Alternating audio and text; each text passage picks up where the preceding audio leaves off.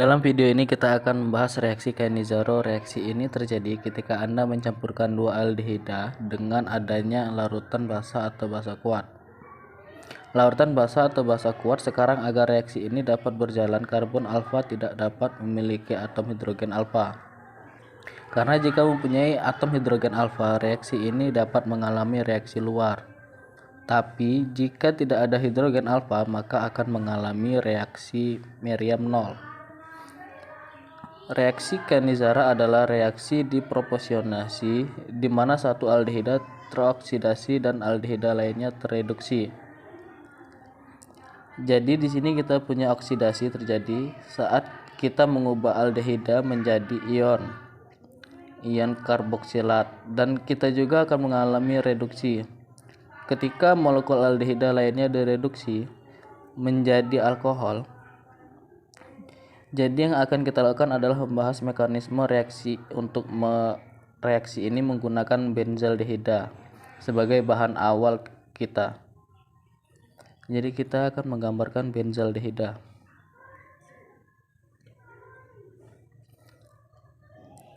Sehingga pada dasarnya benzaldehida adalah benzen yang gugus fungsi aldehid yang melekat padanya, dan reaksi harus terjadi dalam kondisi basa kuat. Pada langkah pertama, basa akan menyerang karbonil karbon, menyebabkan ikatan pi putus.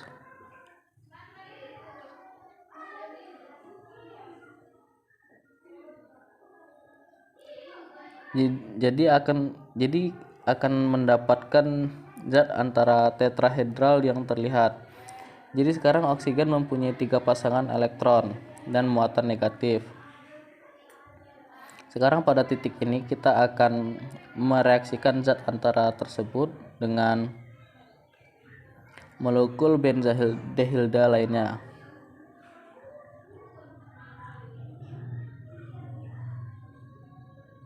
Jika kita akan menggunakan pasangan elektron bebas dari oksigen ini, ia akan mentransformasikan ikatan pi, dan dalam prosesnya ia akan mengeluarkan ion hidrida yang akan menyerang gugus karbonil dari molekul aldehida lainnya.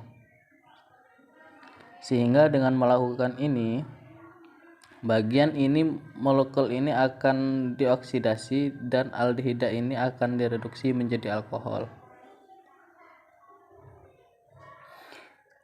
Perhatikan bahwa dalam mekanisme zat antara ini melepaskan ion hidrida. Karena ia melepaskan ion hidrida, maka akan teroksidasi. Molekul yang menerima ion hidrida itulah yang tereduksi, sehingga terjadilah reaksi redoks. Mekanisme reaksi Cannizzaro terjadi melalui transfer ion hidrida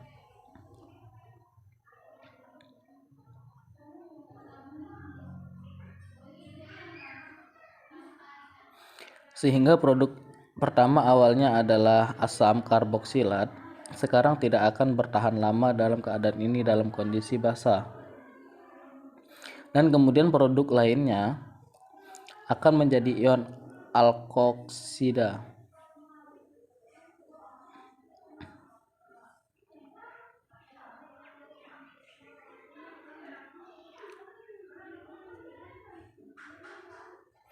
Sekarang karena larutan bersifat basa kuat, ion hidrida dalam larutan dapat dengan cepat memproduksi asam karboksilat dan menghasilkan benzoat. Ketika ion hidrida mengabstrak proton dari asam karbon, benzoat merubah menjadi benzoat, ia akan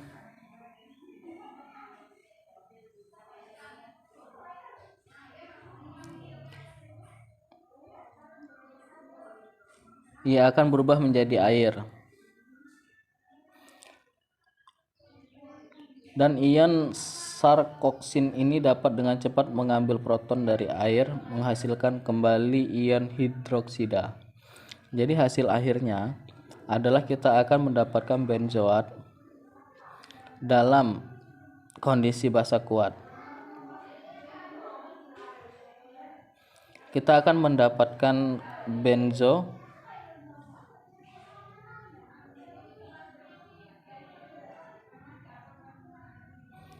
alkohol. Jadi ini adalah produk dari reaksi Cannizzaro antara dua molekul benzaldehida. Jadi sekarang Anda tahu mekanisme dibaliknya reaksi Cannizzaro. Jadi hasil akhirnya adalah jika terdapat dua molekul.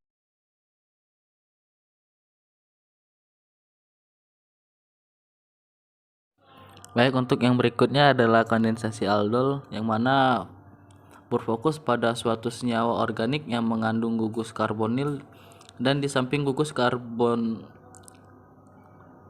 terdapat karbon yang mengandung hidrogen alfa. Inilah yang mengambil peran penting dalam reaksi ini. Lebih jelas kita akan masuk ke mekanisme reaksinya. Untuk membentuk suatu nukleofil, di mana nuklofil ini merupakan inti dari reaksi, yang mana nantinya perlu diketahui bahwa hidrogen alfa ini merupakan hidrogen yang terletak di karbon alfa. Karbon alfa ini adalah karbon yang terletak di sebelah gugus, dan sifat dari alfa ini adalah asam. Karena jika kita lihat reaksi pelepasan yang terkenal itu dilepaskan, maka akan membentuk suatu spesies yang dimana spesies itu cukup stabil. Resonansi alfa itu kalau misalnya ada air yang beresonansi, maka spesies tersebut cukup stabil. Sama seperti ini, jadi sesuai ini masih perasaan, karena dilepas maka terbentuk spesies yang cukup stabil, maka perlu basah untuk menariknya. Jadi dapat oleh suatu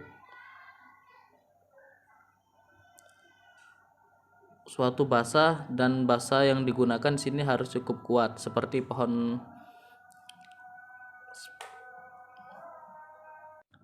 seperti OH- atau ion enolat.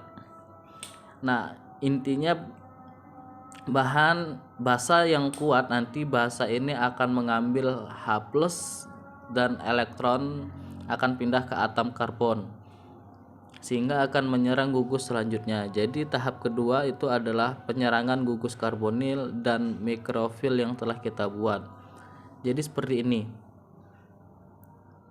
ya. Jadi kan ada dua aldehid yang ada di atas itu. Jadi ketika sudah diambil dari alfanya, dan ada yang satunya lagi akan diserang oleh nukleofil yang telah dibuat, jadi yang karbonil akan berubah menjadi seperti ini. Nantinya naik ke oksigen, ini kemudian dikeluarkan oleh ini membentuk aldol. Itu berasal dari ini. Di alkoholnya ada gugus aldehid atau alkohol di sini. Nah, itulah asal mula dari aldol. Kemudian terjadi kondensasi. Kondensasi ini disebabkan oleh penarikan, apalagi yang berada di sini, penarikan hidrogen basah menyebabkan elektron yang mengikat nitrogen tersebut berpindah ke ikatan yang ditunjuk.